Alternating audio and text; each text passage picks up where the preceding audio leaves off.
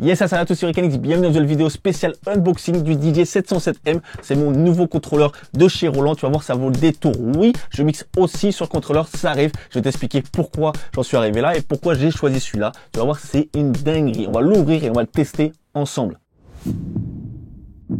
Yes, alors tu te demandes tout simplement pourquoi j'ai pris un contrôleur. Eh bien tout simplement parce qu'il arrive que de temps en temps on m'appelle pour des soirées privées, pour des pool parties, pour des soirées dans des hôtels, pour des soirées corporate, bref, tout ce type de soirées où ils n'ont pas de régie. Et en général, c'est soit que tu ramènes tes platines, soit il faut que tu les loues. Donc je t'explique, ramener mes platines vinyles, ça va être un peu dur et surtout s'il faut prendre l'avion, etc. Donc je me suis dit, il faut que je trouve un contrôleur parce que bien sûr, il faut que j'assure aussi ces soirées-là. N'est-ce pas Yannick? Maintenant que j'ai répondu au pourquoi, je vais te donner mes critères de sélection. Alors un de mes critères principaux, c'est qu'il soit transportable. C'est-à-dire que si on m'appelle en France ou à l'étranger, je peux le prendre avec moi dans l'avion. Et quand je dis prendre l'avion, c'est pas le mettre en soute, c'est le mettre directement en bagage à main. Donc là, bon, on va l'enlever bien sûr, mais clairement, il rentre dans un sac de DJ. Deuxième critère très important, il faut qu'il ait 4 voix. Donc 1, 2, 3, 4. Tout simplement, c'est très important, surtout quand tu fais des soirées privées où tu as plusieurs sons à gérer, plusieurs envois. Au moins, il te reste toujours 2 voix pour préparer des envois de musique. Et aussi, avec 4 voix, je peux toujours brancher des platines qui viennent s'ajouter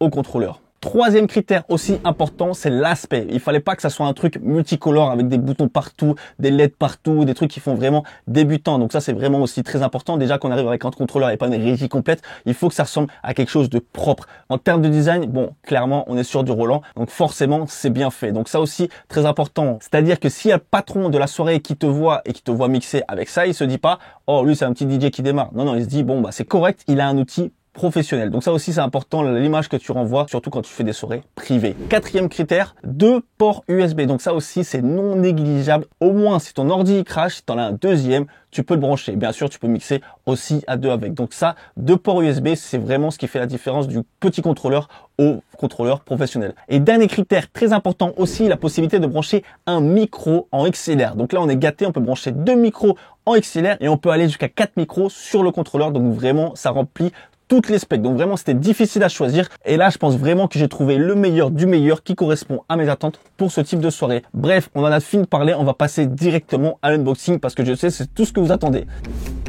Ok, donc ouverture de cette petite boîte. Voilà, on va faire ça proprement avec un petit cutter. Hein. Hop, on va enlever le scotch.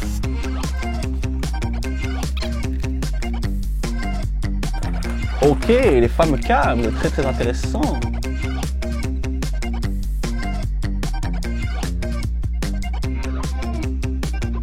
Et voilà la bête, et voilà la bête, boum boum boum. Qu'est-ce qu'on en dit?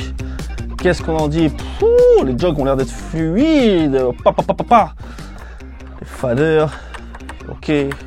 Ouh. On va faire un test du cross après. Là, il a un bon poids, j'aime beaucoup. Bon la famille, je le branche tout de suite et on fait des tests. Yes, donc j'ai pris un petit temps pour le tester, commencer à le toucher et franchement, je peux vous dire que la qualité, elle est au rendez-vous. Que ce soit dans les faders, la course, elle est pas trop courte. Que ce soit le cross fader aussi, il est vraiment archi précis, il cut vraiment très bien. Ça, c'est quand même une bonne nouvelle, c'est aussi rare sur les contrôleurs. Je vais vous montrer, petite démo en 2-2. Donc là, on est fermé, on n'a pas de son. Et là, on va ouvrir un petit peu. Direct. Fermé, ouvert. Donc il cut vraiment quand même, je sais pas combien de millimètres, mais c'est que ça a l'air d'être quand même très précis. Sur la qualité des pads aussi, on est vraiment pas mal, c'est quand même très agréable. Les jogs aussi sont super cool. On dispose des EQ classiques, basse, médium, aigu. Et on dispose d'un potard filtre où on peut assigner différents effets. Exemple, je pourrais mettre un écho ici, un noise ici, une reverb ici et le filtre ici. Donc vraiment le truc cool avec son contrôleur, c'est le nombre d'entrées-sorties qu'il dispose. Donc comme je l'ai dit, le contrôleur il a 4 voix, possibilité de mettre des platines CD et des platines vinyle, de pouvoir les brancher dessus et d'utiliser le contrôleur comme une table de mixage. On a la sortie du master qui est en XLR et en RCA. On a bien sûr le retour en jack classique. Et comme je vous l'ai dit, le micro, il se branche en XLR. On n'a pas un, mais 2 micros disponibles en XLR et on peut brancher jusqu'à 4 micros. Comment on fait pour brancher 4 micros? Il suffit d'aller sur cette partie qui est là, qui est auxiliaire in. Donc ça, c'est une fonction qui est quand même assez incroyable. Donc on peut mettre 2 micros en jack, mais ce qui est vraiment bien avec cette entrée qui est l'auxiliaire in, c'est qu'on peut choisir soit c'est un micro, soit c'est en mono, soit c'est en stéréo. On dispose d'un volume pour ajuster le niveau d'entrée et en plus de ça, on a un mini jack. C'est-à-dire que si tu as besoin de brancher ton téléphone, tu peux le brancher ici. Là, clairement, tu as une entrée qui est dédiée pour ça. C'est quand même assez magique. Donc ça fait vraiment le travail. Dernière chose, on dispose aussi d'une sortie MIDI out. Donc ça peut être aussi intéressant si tu souhaites transmettre ton BPM à une machine qui dispose du MIDI. Oui, effectivement, il y a la sortie zone aussi, comme tu l'as vu. Ça, je vais en parler juste après. Ne t'en fais pas. Ok, donc là, on va aller dans les caractéristiques un petit peu plus techniques de ce contrôleur. Et surtout, je vais vous expliquer les coups de cœur qui m'ont fait choisir le DJ 707M de chez Roland. Alors, première chose, c'est la fonction zone. Qu'est-ce que c'est? Alors, tout simplement, lorsque tu fais une soirée privée, tu mixes dans la première salle. Il est possible que souvent, on te demande de mettre du son dans une deuxième salle. Et cette fonction, elle est là pour ça. C'est-à-dire que tu as une sortie spéciale avec un potard spécial qui te permet de diffuser ta musique dans une seconde salle. Mais ce n'est pas tout, parce que tu peux décider d'envoyer la même musique que tu joues dans la première salle, dans la deuxième salle, ou au contraire envoyer une musique différente. C'est-à-dire que dans la salle 1, tu joues ton mix normal, et dans la salle 2, tu mets un son un peu plus chill, un peu plus calme, parce que les gens sont en train de parler, ou c'est la salle où il faut manger. Normalement, il te faudrait 2 tables de mixage, plus un lecteur CD ou un lecteur MP3 dans la deuxième salle, et tu n'aurais pas de surveillance. Alors que là, directement, tu peux tout gérer via ce contrôleur. Donc ça, quand même, c'est une fonction qui est assez incroyable. Ok, alors mon deuxième coup de cœur, sûrement un de mes critères les plus importants, comme je vous l'ai dit, il me fallait un micro en XLR. Donc là, on est gâté, on dispose de 2 micros disponibles en XLR. On a une section qui est carrément dédiée au micro. Qui est vraiment super intéressant, c'est qu'on dispose des réglages basse, médium, aigu, et aussi des effets. Et tout ça en séparé. C'est-à-dire que je peux faire un réglage et un effet pour le micro 1 et quelque chose de différent pour le micro 2. Donc ça, c'est super intéressant. On n'a aucun contrôleur qui fait ça, ni aucune table de mixage. Donc là, on a vraiment une section dédiée. Et en plus de ça, on peut vraiment aller faire des réglages très précis. Pour ça, il suffit d'aller dans le menu, par exemple le Mic 1 Setting, et on a toutes sortes de paramètres. Exemple, on peut changer le gain, on peut redéfinir l'équaliseur, on peut changer les FX. Admettons, là, c'est une reverb qui est appliquée. Il y a l'écho, les reverb echo, dub echo, pitch up, pitch down. Bon, je vous mettrai toute la liste des effets disponibles, mais il y en a quand même beaucoup. On dispose en tout de 10 niveaux de low cut, donc c'est le filtre passe-bas. Nose gate aussi, on peut panner aussi, mettre à gauche ou à droite. Mais là intervient une section qui est vraiment incroyable. C'est la possibilité d'assigner les envois de micro. C'est-à-dire qu'on peut choisir si le micro 1, il va dans le master, si le micro 2, il va aussi dans le master, et dans le retour, et dans la zone. Et par exemple, on pourrait imaginer que le micro 2, il ne va ni dans le master, ni dans le retour, mais que dans la zone. C'est-à-dire qu'on pourrait avoir un micro déporté dans la pièce numéro 2, où il y aurait quelqu'un qui parle, mais nous, on l'entendrait pas dans la pièce numéro 1. Donc ça, c'est quand même du génie. Et on dispose aussi de la fonction anti-larcène. Donc ça, c'est quand même le must-have, parce que souvent, on donne des micros à des gens qui savent pas parler, qui se mettent à côté de l'enceinte, et boum! Et eux, ils comprennent pas ce qui se passe. Nous, on sait très bien. Donc là, on a la possibilité d'activer l'option anti-feedback. Donc ça, c'est quand même très lourd.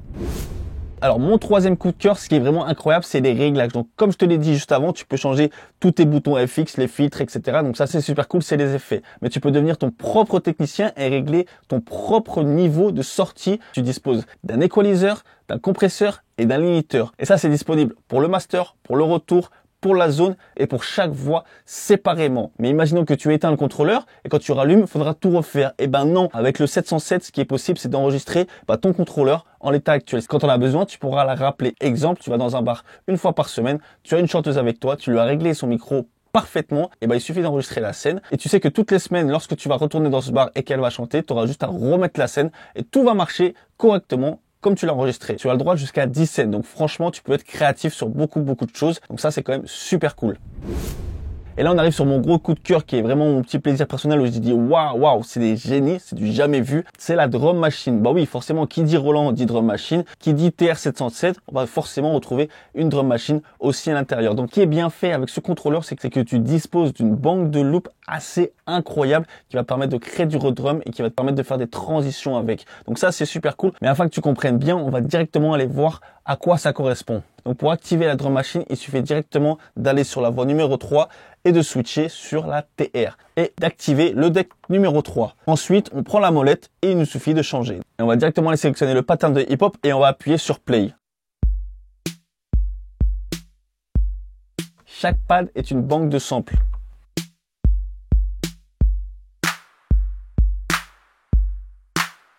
Donc clairement, on va pouvoir l'utiliser pour faire du redrum avec. Comme vous l'avez entendu, quand j'ai appuyé, c'était pas du tout dans les temps. Et justement, pour éviter cela, il suffit d'appuyer sur Shift plus le pad.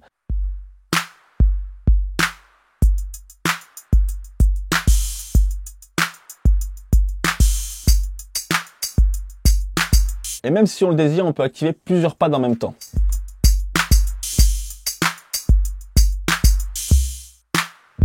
Donc on a celui-là qui joue en premier et celui-là qui joue en deuxième. Là, on va passer dans un style un peu plus house. Donc bien entendu, si on fait varier le pitch, le son varie aussi.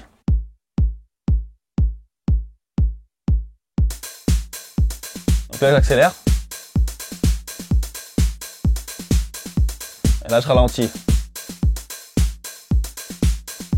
Donc, ce qui permettra de faire des transitions très smooth. Donc là, on est sur une autre banque du rythmique, un peu plus afro. Et ce qui est bien, c'est qu'on peut utiliser aussi le slicer.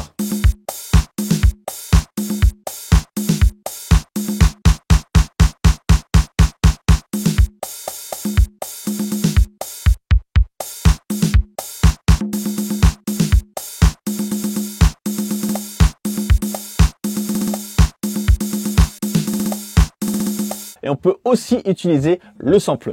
Admettons, j'appuie sur pause, j'utilise le sampler et on retrouve tous les samples utilisés.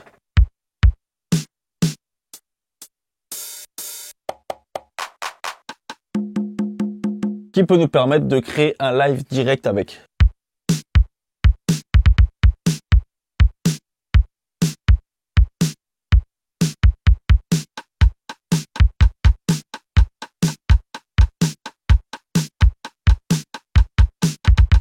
Bon, on peut vraiment être inventif avec, c'est quand même super plaisant. Voilà, tu connais maintenant mes talents de finger drummer qui sont proches du niveau 2. Voilà pour le côté TR, pour le côté drum machine, c'est vraiment très efficace.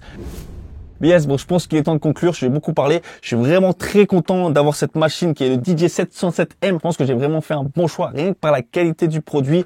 La fonction des micros, c'est quand même assez fou avec les effets, etc. Bon, l'ATR, c'est quand même le next level, surtout pour un mec qui fait des extended. T'as compris qu'on va vraiment s'amuser avec ça. Et en plus, la taille, si je me souviens bien, ça fait 50 cm, donc ça passe partout. On n'a même pas parlé de la compatibilité avec Serato, c'est-à-dire comment ça échange avec Serato, les effets sur Serato. On n'a même pas eu le temps d'en parler. Donc, je sais même pas si tu te rends compte tellement ce truc regorge de belles fonctions. Donc vraiment, je suis hyper content. La qualité, encore une fois, elle est cool. Il y a encore des petits détails super intéressants comme le fait de pouvoir brancher son téléphone et d'envoyer de la musique directement via le port USB. Donc ça, c'est quand même super cool aussi. Lorsqu'on veut éteindre le contrôleur, il nous demande toujours si c'est volontaire ou pas. Donc, c'est-à-dire qu'on a une petite question. Are you sure to power off? Donc, ça veut dire, est-ce que tu es vraiment sûr de vouloir l'éteindre? Tu mets oui, hop, il s'éteint. Parce qu'on n'est jamais à l'abri d'un petit malin qui vient et qui essaie d'appuyer directement sur le bouton. Donc, et au moins, avec ça, tu as une sécurité, c'est non négligeable. Dis-moi si tu connaissais ce produit. Dis-moi si tu as découvert des choses. Dis-moi si toi aussi, tu trouves que c'est un truc de ouf. Donc, bien sûr, il va falloir que je trouve une housse. J'ai vu que ça rentrait très bien dans la pochette du DJ202. Donc, c'est un contrôleur aussi de chez Roland. C'est leur première gamme, on va dire, accessible débutant.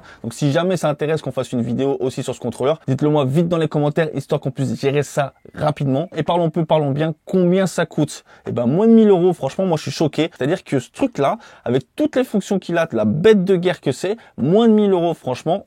Donc voilà, moi je suis hyper content, le DJ700M de chez Roland, ça va être une tuerie. Alors si j'avais deux petites choses à dire pour améliorer et vraiment faire mon outil de travail incroyable, c'est que le casque, eh ben, j'aurais préféré l'avoir à la place du sampler et le sampler ici en réglage, ça me dérange pas. Alors que en bas, en fonction du niveau du son, bon ça peut être un petit peu compliqué. Bon, j'ai pas du tout l'habitude en fait que ça soit sur le côté, donc peut-être que je vais m'habituer, je sais pas. Et peut-être en dessous des jogs, j'aurais aimé avoir une petite barre de LED, comme ça tu sais ce qui est en play et tu sais ce qui est en pause. Bon là, du coup, on va pas savoir. C'est les deux petites choses que j'aurais voulu rajouter, ça aurait peut-être augmenté le prix, du coup il serait passé à plus de 1000 €, mais s'il y avait une deuxième version à faire, voilà, ça serait cool d'avoir ça. Yes, bon c'était Ericanix, j'espère que vous avez apprécié ce unboxing. Si vous avez des questions, n'hésitez pas à les écrire dans les commentaires, je vais essayer de vous répondre et je vais continuer à découvrir ce contrôleur. Si vous voulez voir ce que ça donne le 202, surtout n'hésitez pas à écrire dans les commentaires et j'essaierai de vous dégoter ça. Bon, sur ce, on se quitte, on se retrouve bientôt, je vais essayer de bosser ça. N'hésitez pas à me follow sur Instagram, n'hésitez pas à regarder les stories. Donc voilà l'équipe, je vous souhaite à tous un bon mix et on se retrouve bientôt pour une nouvelle vidéo. N'oubliez pas de mettre les pouces comme ça et partager la vidéo, c'est très important. Peace!